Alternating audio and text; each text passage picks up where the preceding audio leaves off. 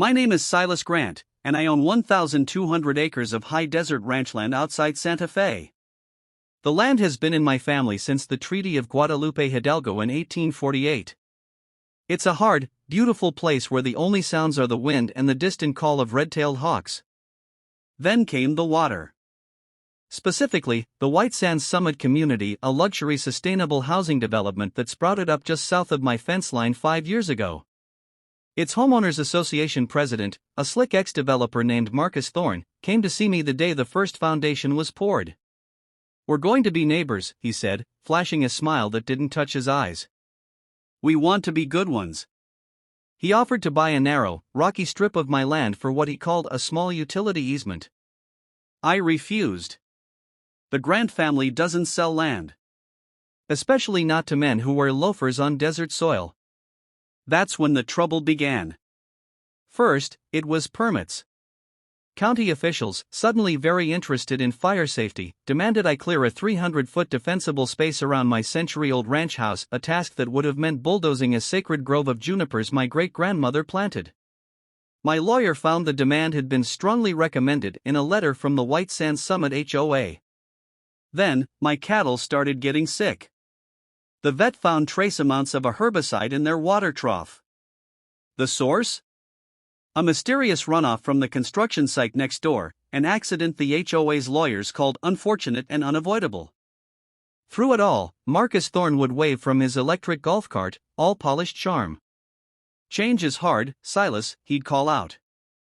"We're just trying to build a future here." I knew what he was really building. A future where I was gone, and my land was just another parcel for his eco-chic casitas. The drought hit hard last summer. My spring agua clara, the lifeblood of my ranch for generations, slowed to a trickle. I knew dry years, but this was different.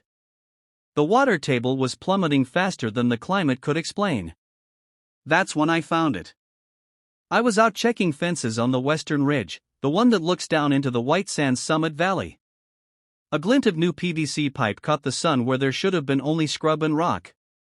I followed the scar in the earth, a hasty, poorly covered trench, for almost half a mile. It ran from a capped well on my property, a well I hadn't used in years, straight down the hill and disappeared under the HOA's decorative community wilderness park. They weren't just stealing my water. They were literally piping it into their homes, their artificial lagoons, and their drought-resistant landscaping. Rage is a cold thing in the desert. It doesn't boil, it crystallizes. I didn't confront them. I didn't call the sheriff. I called my banker in Albuquerque and a water rights attorney so sharp he could split a legal hair.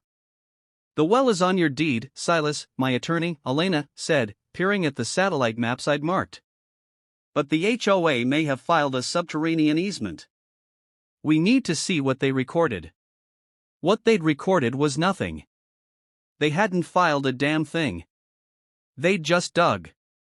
It was arrogant, illegal, and perfect. "They own the land the pipe ends on," Elena said, a plan forming in her eyes.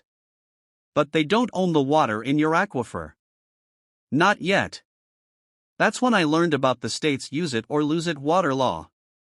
My family had senior, pre-1907 water rights to the Agua Clara aquifer, some of the most powerful in the state.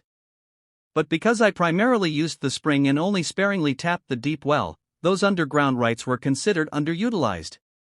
If I didn't formally consolidate my claim and prove beneficial use, they could eventually be severed and sold. The HOA, with their secret pipeline, was counting on it. They were draining the aquifer from my well, waiting for my rights to atrophy, so they could swoop in and buy them at auction when the state reclaimed them. Thorne wasn't just a bully. He was a patient, predatory thief. So I played my hand. I mortgaged the ranch to the hilt.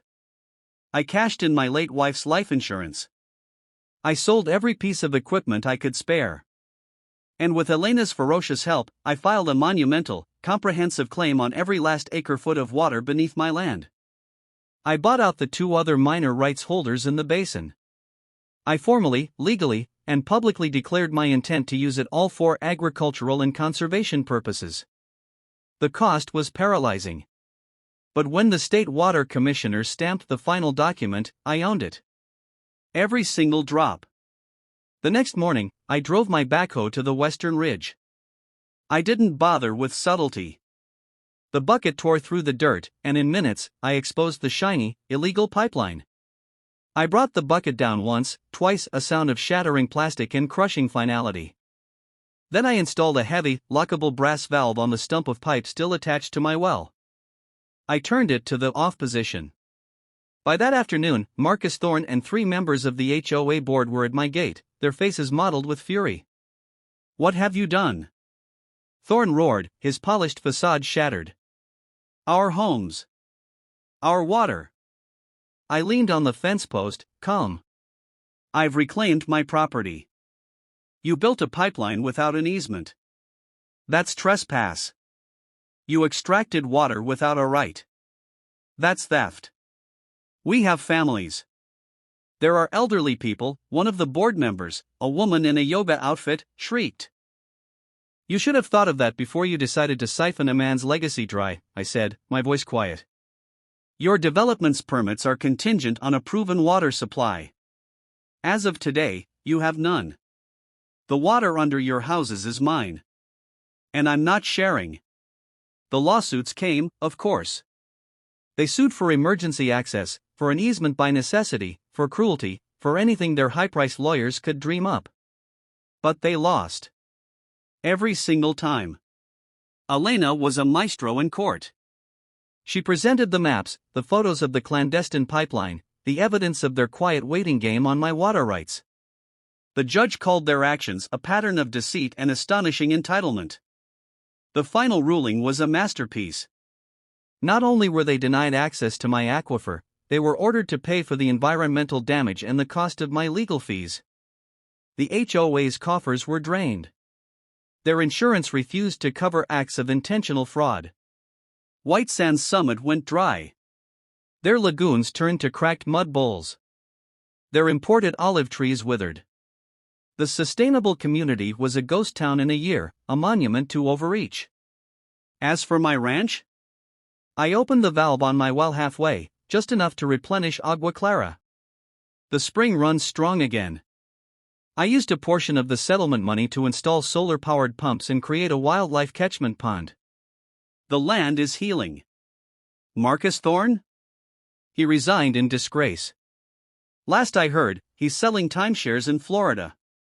They thought they could take what was mine because they had lawyers and loopholes and a sense of superiority carved from stucco and faux adobe. They forgot that in the desert, the man who controls the water controls the future. And this well, this land, this future? It belongs to me.